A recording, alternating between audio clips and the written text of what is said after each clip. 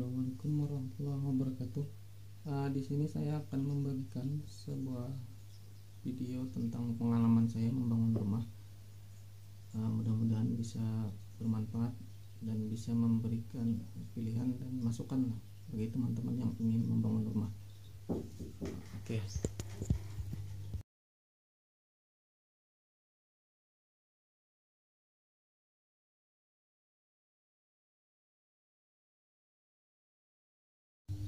Jadi yang paling pertama itu adalah punya simpanan atau tabungan uang kan, karena kalau udah ada tabungan jadi kita nggak bakal pusing.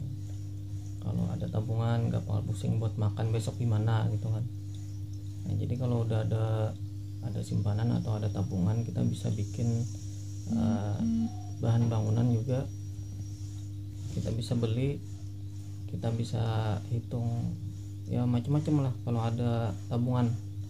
Jadi pastikan Anda punya tabungan dulu, jangan nekat gitu kan. Karena kalau nekat nanti bahaya, banyak bahayanya kan kalau nekat. Jangan.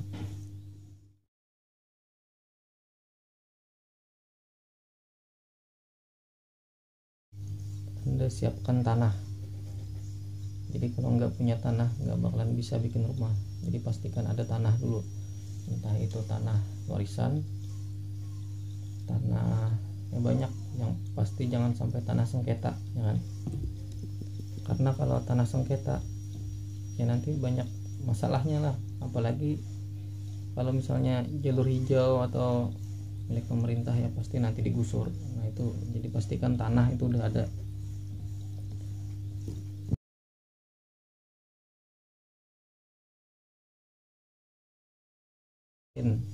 Nah kalau Anda bingung pengen bikin rumah kayak gimana, itu bisa dilihat di Google, itu banyak.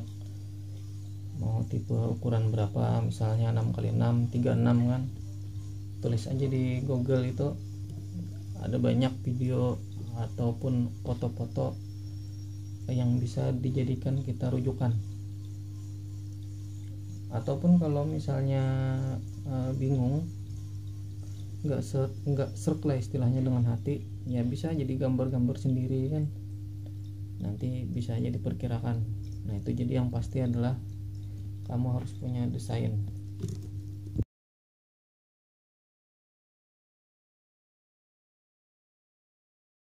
Nah kemudian ini yang paling penting adalah bahan bangunan. Nah, kalau saya itu namanya kemarin itu kan bikin rumah itu rencananya 50 juta. Nah ternyata setelah proses ternyata enggak cukup 50 juta, lebih teman-teman. Nah jadi dari situ hal yang harus paling diperhatikan adalah hitungan. Nah, jadi sebelum kalian membangun rumah atau terjun membangun rumah alias nekat lah bikin rumah, kalian itu harus memprediksi hitungan-hitungan atau perkalian nanti kira-kira totalnya berapa. Kalau misalnya kalian punya banyak duit ya nggak masalah. Kalau misalnya pas-pasan kayak saya ini kan pas-pasan istilahnya, nah jadi itu nanti jadi masalah, lalu akhirnya pembangunan rumah mandek. Jadi nanti ada duit lanjut lagi ya pelan-pelan akhirnya, tapi ya pelan-pelan nanti juga jadi juga kalau dibikin. Kalau stop kan sayang duitnya. Nah yang jadi permasalahan adalah bahan bangunan ini naik terus, harganya naik terus, bahkan ada yang dalam hitungan hari itu udah naik. Nah jadi itu penting, jadi bahan bangunan prediksi dulu, dikalikan berapa.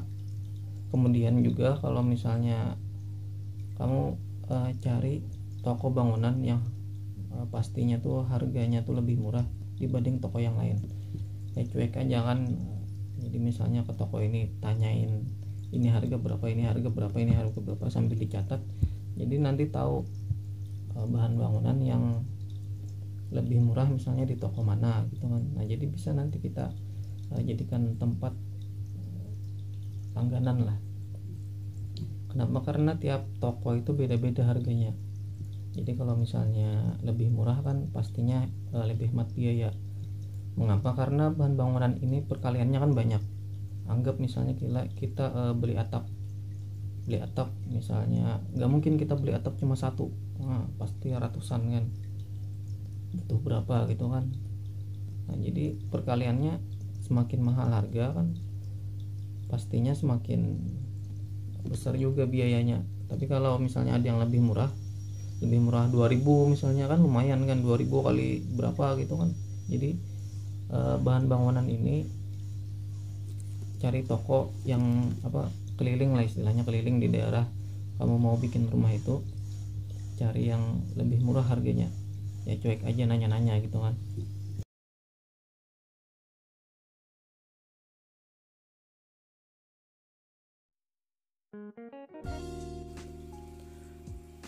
Yang paling pertama ini adalah fondasi. Ini menghabiskan dana sekitar 8 jutaan ya, 8 jutaan. Ini satu red pasir, kemudian 2 red setengah batu gunung, kemudian semennya ini 13 sak, tambah besi, kemudian papan dan lainnya. Untuk pondasi ini upah tukangnya ini sekitar 3 jutaan, karena untuk kemarin itu untuk pondasi ini saya pakai sistem borongan. Nah kemarin tukangnya 45.000 1 meter. Oke, selanjutnya, nah ini untuk dinding ini saya lupa memasukkan kusen dalam hitungan, sehingga lumayan lah. Kusen ini sekitar 2 jutaan, belum nanti pintunya, jendelanya kan. Nah itu. Kemudian untuk dinding ini totalnya sekitar 20 jutaan.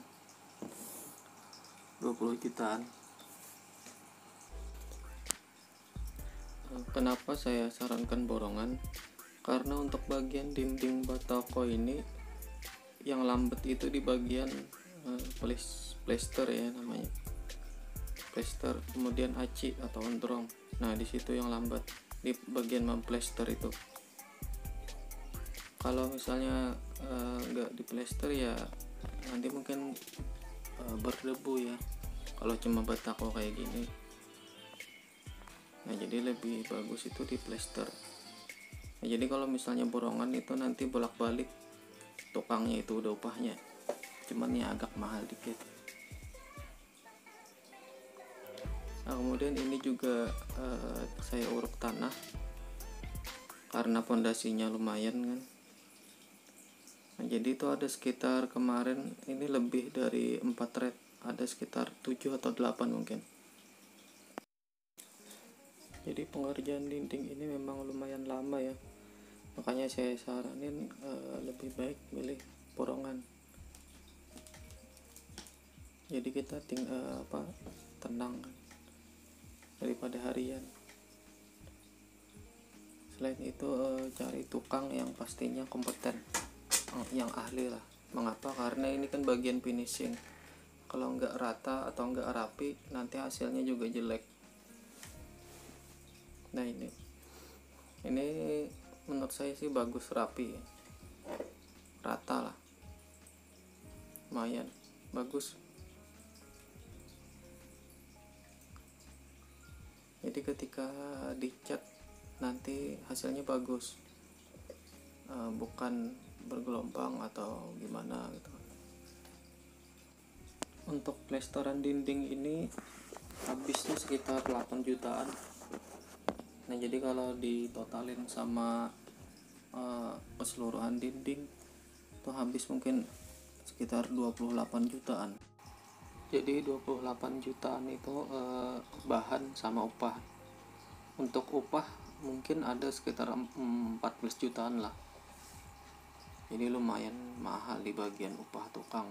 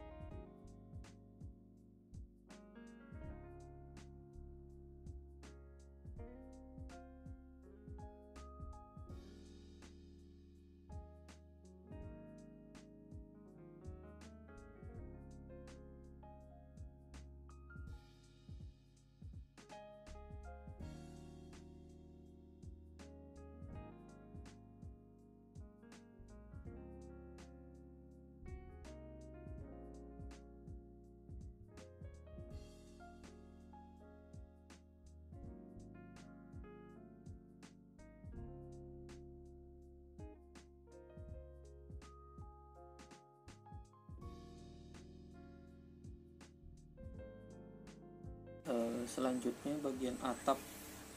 Mohon maaf saya lupa video atap. Nah, jadi untuk total atap ini keseluruhannya sekitar 17 jutaan. Untuk upahnya mungkin ada sekitar 4 jutaan dan sisanya bahannya. Nah, jadi lumayan karena saya kemarin beli yang merek Sakura Jazz itu, merek Sakura. Kemudian Taso itu juga naik terus ya kemarin itu, apalagi sekarang mungkin harga udah berapa kan. Nah itu kemudian ini saya pelamir sendiri pakai semen putih campur lem Raja Wali namanya. Nah lumayan ya, tapi capek sih kalau mau kerjain sendiri.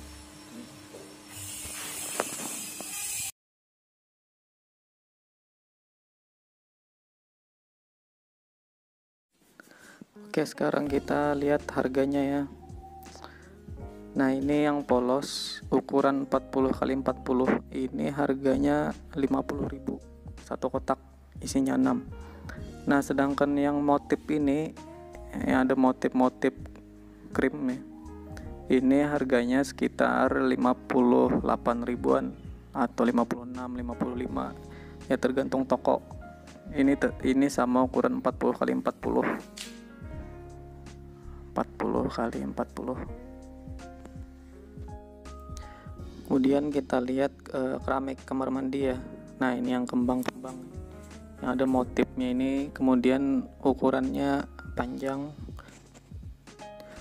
Ini ukurannya sekitar 25 x 40 ya, kalau nggak salah, kemarin lupa juga nih. Harganya itu sekitar 70 ribuan. Nah, kemudian yang di bawah ini 25 x 25, harganya sekitar 60 ribuan. Nah, sedangkan ini ukuran 20 x 25, harganya ini sekitar ya 60 ribuan. Jadi agak lebih mahal ya ukuran keramik dinding itu. Untuk upah pasangnya ini saya ambil borongan ya. Untuk 1 meternya itu ini 35.000 upahnya.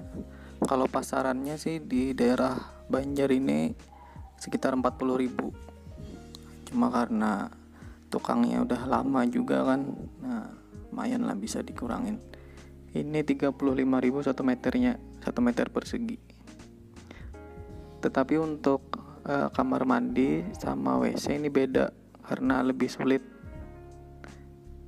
Ini kalau kamar mandi ini dindingnya ini 1 meternya itu 50.000. Jadi beda-beda. Ini 1 meter buat dinding ini 50.000. Tapi ada juga orang tukangnya itu yang mematok harga per buah. Jadi misalnya 1 buah itu berapa ratus misalnya, kayak gitu ada juga. Nah, saya ini yang per meter. Jadi 1 meter dinding di kamar mandi sama WC itu 50.000. Nah, itu aja. Jadi saya lebih memilih borongan daripada harian. Karena kalau harian kita belum tahu kapan selesainya misalnya kan, atau gimana. Jadi saya lebih nyaman memilih borongan. Untuk keramik ini habis totalnya sekitar 8 jutaan antara harga keramik sama upah pasangnya.